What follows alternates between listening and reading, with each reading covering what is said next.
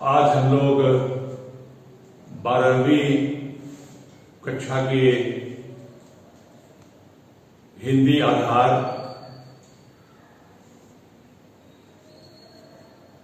के पाठ्यपुस्तक की पहली गद्य रचना पढ़ेंगे। शीर्षक है भक्ति। इसकी रचनाकार महादेवी वर्मा है। महादेवी वर्मा मूलतः छायावादी चतुष्टय की श्रेष्ठ कवयित्री हैं। छायावाद के 4 स्तंभों में चौथा स्तंभ के रूप में महादेवी वर्मा को जाना जाता है। छायावाद की विशेषताओं का उल्लेख अभी समीचीन नहीं होगा, मगर एक बात मैं आपको बताना चाहता हूं कि छायावाद के जो चारों लेखक हैं उन्होंने समान रूप से काव्य और गद्य दोनों में सफलतापूर्वक लेखन किया है और हिंदी के आधुनिक काल का अगर स्वर्ण युग छायावाद को कहा जाए तो इसमें कोई अतिशयोक्ति नहीं होगी, क्योंकि जयशंकर प्रसाद, सूर्यकांत त्रिपाठी निराला, सुमित्रानंदन पंत और महादेवी वर्मा, इन चारों ने जो कविताएं लिखी और गद्य में भी लेखन किया वह आधुनिक हिंदी साहित्य की अमूल्य कृति है।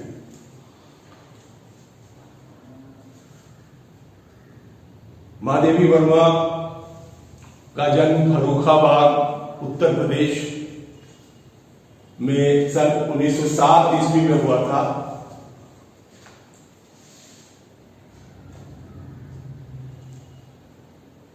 परिवार में बहुत दिनों से पुत्री नहीं हुई थी, तो काफी स्नेह के साथ इनका लालन पालन हुआ और उस समय की जो परंपरा थी उसके अनुसार मात्र 9 वर्ष की अवस्था में इनका विवाह हो गया। उस समय इनके पति 10वीं कक्षा में पढ़ते थे। बाद में वे डॉक्टर बने। नाम था डॉक्टर स्वरूप नारायण वर्मा। विवाहोपरांत वे ससुराल गई और वहां का शासन, वहां की परंपरा इनको रास नहीं आई और कुछ ही दिनों के बाद फिर वापस मैके चली आई, जहां इन्होंने जमकर पढ़ाई की और इंटरमीडिएट में संयुक्त प्रांत की परीक्षा में, इंटरमीडिएट में ही नहीं मैट्रिक में भी इन्होंने संयुक्त प्रांत की परीक्षा में प्रथम स्थान प्राप्त किया, यानी टॉप किया। और इंटरमीडिएट में भी इन्होंने अपनी उसी स्थिति को बरकरार रखा, यानी इंटरमीडिएट में भी उन्होंने 3 प्रांतों को मिलाकर के जो परीक्षा होती थी उसमें टॉप स्थान प्राप्त किया। आप इससे इनकी प्रतिभा का अंदाजा लगा सकते हैं। फिर उन्होंने संस्कृत में बीए किया, एमए किया और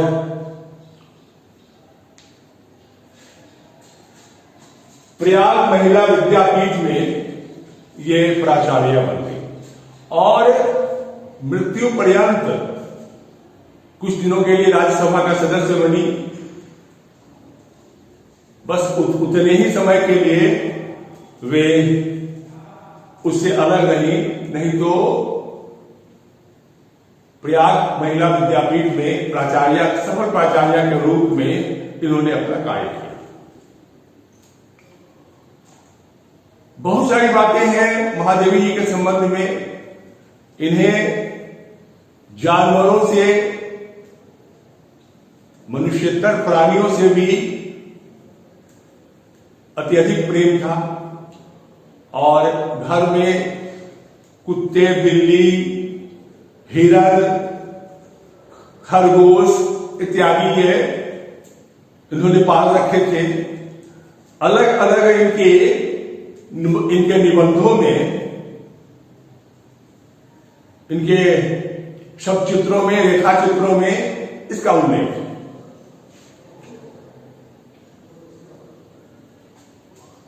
ये प्रस्तुत रचना साहित्य की दृष्टि से निबंध साहित्य है और निबंध साहित्य के भेदों में जीवनी, संस्मरण, रेखा चित्र, शब्द चित्र, रिपोर्टाज, यात्रा वृत्तांत, ये सब निबंध साहित्य के प्रकार हैं जिसमें इनकी रचनाएं, अधिकांश रचनाएं इनकी रेखा चित्र और शब्द चित्र लगभग दोनों में समानता है। कहानी और रेखा चित्र में फर्क यही है कि कहानी में घटनाओं की प्रधानता होती है और रेखा चित्र और शब्द चित्रों में पात्र की प्रधानता। एक साधारण से पात्र को रचनाकार उठाता है और उसे झाड़ पोंछ कर, निखार कर इस प्रकार प्रस्तुत करता है कि बिल्कुल सामान्य पात्र रचना के अंत तक आते आते विशिष्ट पात्र बन जाता है। प्रस्तुत रचना, अब दूसरे रचनाकारों की भी रचनाएं देखेंगे तो आपको इसका पता चलेगा। भक्तिन शीर्षक रचना के 3 अध्याय हैं। प्रारंभ में रेखा चित्र के नियमों का पूर्णतः निर्वहन करते हुए उन्होंने रेखा चित्र में बिल्कुल एक चित्रकार की भांति रचनाकार किसी पात्र का चित्र खींचता चला जाता है, बनाता चला जाता है। कवि रचनाकार ब्रह्मा होता है और इस वेधा में यह बात पूरी तरह से चरितार्थ है। 3 खंडों में यह रचना है, 3 अध्याय में। पहले अध्याय में प्रारंभ में रचना के आप देखेंगे कि भक्तिन के व्यक्तित्व का चित्रांकन है। वो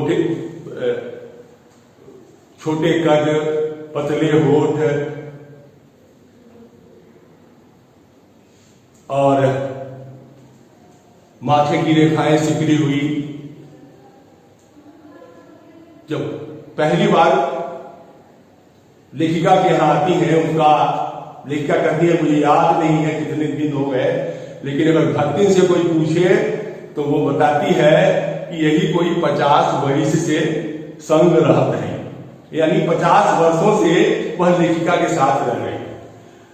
यानी पहले ही रचना के प्रारंभ में ही यह पता चल जाता है कि किसी भी बात को बढ़ा चढ़ाकर अपने ढंग से प्रस्तुत करने की उसकी आदत है। फिर आगे चलकर रचना में लेखिका बताती है कि सेवक धर्म में हनुमान से उसकी तुलना की जा सकती है। जिस प्रकार सेवक धर्म में, भारतीय संस्कृति, भारतीय वाङ्मय में हनुमान का उदाहरण है सेवक का, तो बिल्कुल उन्हीं के समान। वह कोई अंजना की पुत्री नहीं है, लेकिन उनसे उसकी तुलना की जा सकती है क्योंकि उसकी ईमानदारी की पराकाष्ठा उसको उस स्थान पर जाकर प्रतिष्ठापित करती है। रचना के पहले अध्याय में भक्तिन के जीवन वृत्त के बारे में बताते हैं कि वह किस तरह से झूसी गांव के अहीर के घर में पैदा हुई और मात्र 5 वर्ष की अवस्था में उसकी शादी कर दी गई। पिता को बहुत स्नेह करते थे, बड़ी दुलारी बेटी थी पिता की, लेकिन माता जो सौतेली थी, विवाहिता थी, उसने जल्दी से पुत्री से छुटकारा पाने के लिए शायद यह कार्य किया कि 5 वर्ष की अवस्था में ही उसका विवाह कर दिया झूसी गांव के ग्वाले के साथ। और नहीं, झूसी नहीं, कोई गांव का नाम कोई दूसरा है। झूसी गांव में तो उसका जन्म ही हुआ था। हड़िया के एक संपन्न गोपालक की सबसे छोटी पुत्र वधू के रूप में उसका विवाह कर दिया। और जब 9 वर्ष की हुई तो उसका गौना करा दिया गया, यानी उसको माता पिता ने विदा कर दिया। पिता से बहुत अधिक स्नेह था, इसलिए पिता के बीमार होने की सूचना उनको तब ही दी गई, भक्तिन को तब दी गई जब पिता की मृत्यु हो गई। काफी दुख हुआ, अपना क्षोभ प्रकट किया। आप रचना में पढ़ेंगे कि किस प्रकार उसको बताया भी नहीं गया कि उसके पिता का देहांत हो गया है, और उसकी सास ने उसको गहने और वस्त्र पहनाकर उसको मैके भेज दिया, कहा कि जाओ घूम करके आओ। वहां गई तो पता चला कि पिता का देहांत हो चुका है।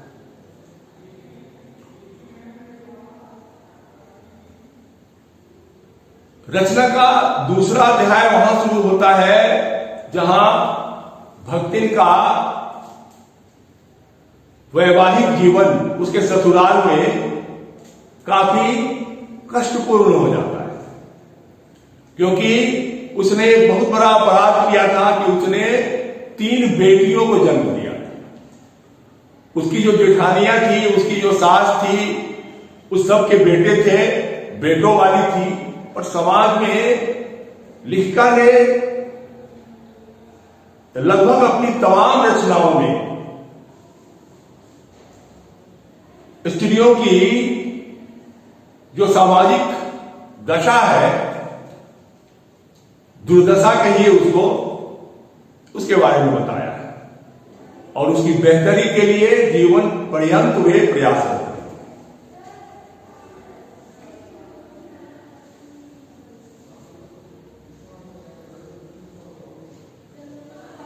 पति की मृत्यु हो जाती है। पहले तो अपने सास और अपनी जेठानियों के अत्याचार से वह इतनी दुखी होती है कि घर में बंटवारे की बात करती है। पति का इस पर अगाध प्रेम है, इसलिए पति इससे सहमत हो जाता है और विवाह के बंटवारे के कुछ ही दिनों के बाद इसके पति का देहांत हो गया। फिर इसके दुख का सिलसिला वहां से और भी ज्यादा बढ़ गया। इसकी संपत्ति पर इसके जेठ और जेठौतों की नजर थी। तो पहले तो लक्ष्मण से, जिसका नाम भक्ति रखा था लेखिका ने, लक्ष्मण से उन लोगों ने विवाह का आग्रह किया कि दूसरा विवाह कर लो, अभी तुम्हारी उम्र क्या है। लेकिन इसने साफ मना कर दिया। लेकिन जब वे जिद पर अड़े रहे तो इसने सिर उठाकर और कंठी माला धारण कर यह साबित कर दिया कि वह जीवन में कभी विवाह के बारे में नहीं सोचेगी। दुर्भाग्य का सिलसिला यही खत्म नहीं हुआ। उसकी बड़ी बेटी, जिसका उसके पति ने बड़े ही उत्साह के साथ और बड़े ही शान शौकत के साथ विवाह किया था, उसके पति का देहांत हो गया। अब उसकी बेटी उसके साथ रह रही थी और उसकी बेटी के विवाह पर उसके परिवार वालों की नजर थी। परिवार में जो शोषण का दमन का चक्र चलता है, संपत्ति को हथियाने की जो होड़, जहां कोई कमजोर पड़ा, जहां किसी के घर में आग लगी कि उसे अपना हाथ सेकने वाले, हाथ गर्म करने वाले लोग आसपास जुट जाते हैं, जमा हो जाते हैं। जैसे गिद्ध लाश पर मंडराता है, वही स्थिति हमारे समाज की है कि जब कोई व्यक्ति अपनी बुरी हालत में होता है, दुर्दशा में होता है, तकलीफ में होता है, तो उसका फायदा उठाकर उसकी संपत्ति पर बुरी नजर डालने वाले समाज में आज भी हैं और पहले भी।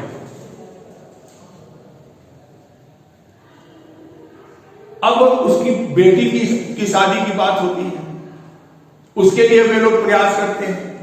उसका जेठौत अपने तीतर लड़ाने वाले साले को बुला लाता है, लेकिन उसकी बेटी भी उसको पसंद नहीं करती है, मना कर देती है। एक दिन साजिश के तहत वो कमरे में, जब वह घर में कोई नहीं होता, घुस जाता है और कुंडी चढ़ा देता है। वह उसकी मरम्मत करती है, लेकिन उसके बावजूद जो समाज है, जो पंचायत है, वह यह फैसला देती है कि दोनों एक बंद कमरे में पाए गए, इसलिए इनका विवाह करना ही उचित होगा। और न चाहते हुए भी भक्तिन को यह जहर निगलना पड़ता है।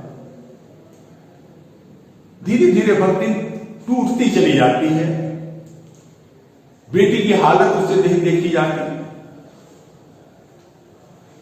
खेती बाड़ी जिसमें उसका खूब मन लगता था, अब वो उसका मन उससे उचट जाता है।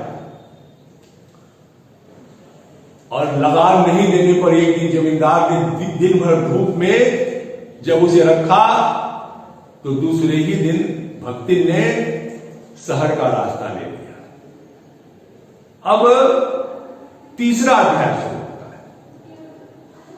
तीसरे अध्याय में वह लेखिका के पास पहुंचती है, जहां लेखिका उसके वेशभूषा, रूप रंग को देखकर उसको किसी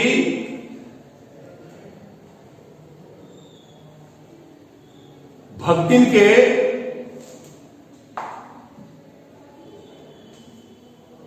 परिवेश में देखकर वह उसको भक्तिन नाम देती, और वहां से उसके जीवन का तीसरा अध्याय शुरू होता है, जहां वह एक बहुत ही अच्छी सेविका के रूप में अपने आप को स्थापित करती है।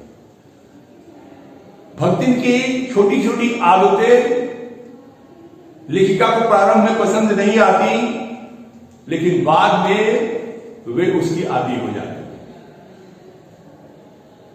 पढ़ी लिखी लेखिका को भक्तिन अपने व्यवहार से, अपने संस्कार से, अपनी आदतों से बदल देती है, और वह अपने आहार व्यवहार में किंचित भी बदलाव नहीं लाती। आप इस रचना को पढ़ेंगे तो आपको पता चलेगा कि किस प्रकार भक्तिन में छोटी छोटी बुराइयां भी हैं। जैसे वह हर बृहस्पतिवार को नाई को बुलाकर अपने सिर के बाल मुड़वाती है, क्योंकि विधवा थी। लेखिका इसके लिए मना करती है। लेखिका को स्त्रियों का सिर मुड़ाना पसंद नहीं है, लेकिन वह कहती है कि शास्त्र में लिखा हुआ है, और जबरदस्ती अपनी बात मनवाती है। लेखिका का पैसा इधर उधर रखा हुआ मिलता है, तो उसको ले जाकर वह रसोई घर के मटके में रख देती है, और उसको वह चोरी नहीं मानती। ये छोटी छोटी एक आध बुराइयां उसमें लेखिका ने दिखाई है, लेकिन उसकी अच्छाइयों के आगे वह बहुत कम है। उसके भीतर जो अच्छाइयां है, वह उसे बहुत ही सामान्य से बहुत ही विशिष्ट बना देती है। जैसे जब विश्व युद्ध छिड़ता है तो वह अपने तमाम जमा पूंजी को लेकर लेखिका के पास पहुंचती है और यह कहती है कि आप मेरे साथ गांव चले चलिए, जहां मैं आपके रहने का, आपके पढ़ने लिखने का सारा इंतजाम, आपके आराम का सारा इंतजाम कर। यहां तक कि इस रचना के अंत में जब जेल जाने की बात होती है तो वह लेखिका के साथ जेल जाने के लिए भी तैयार है। वह एक मिनट भी लेखिका का साथ नहीं छोड़ती और अपने सेवा के धर्म का निर्वहन करती है। लेखिका इस रचना के अंत में कहती है कि जिस दिन ऊपर से बुलावा आ जाएगा उस दिन यह बेचारी वृद्धा क्या करेगी, यह मुझे समझ में नहीं आता। यह एक बहुत ही मार्मिक और जो सामाजिक परिवेश है, खासतौर से ग्रामीण सामाजिक परिवेश, उसको स्पष्ट करती हुई रचना है। इसको आप पढ़ेंगे, इसका प्रश्नोत्तर हम लोग अगले दिन करेंगे।